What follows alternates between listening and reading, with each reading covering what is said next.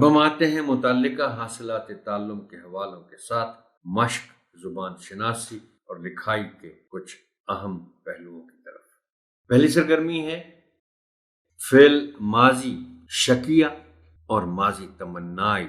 صفحہ 86 پر زبان شناسی کے تحت حاصل تعلم اس سرگرمی کا ہے کہ طلبہ فعل ماضی شکیہ اور ماضی تمنائی کے جملے بنا سکیں۔ باقی تو کام محترم ٹیچر بچوں کے لیے اتنا مشکل نہیں ہوگا۔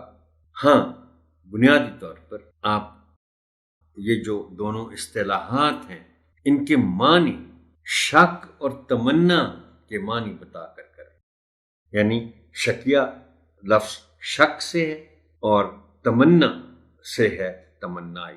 اب جب آپ الفاظ شک بولیں گے اور پھر تمنا کے معنی بھی بتا دیں گے، تمنا کے معنی ہے آرزو، تمنا کے معنی ہے خواہش، تو اس سے پھر آسان ہو جائے گا بچوں کے لیے سمجھنا کہ ماضی شکیہ ایسا جملہ جس کا تعلق گزرے ہوئے وقت سے ہو لیکن شک والی بات ہو، مثلا وہ اپنا سبق یاد کر چکا ہوگا، ہو سکتا ہے نہ کیا ہو، شک ہے۔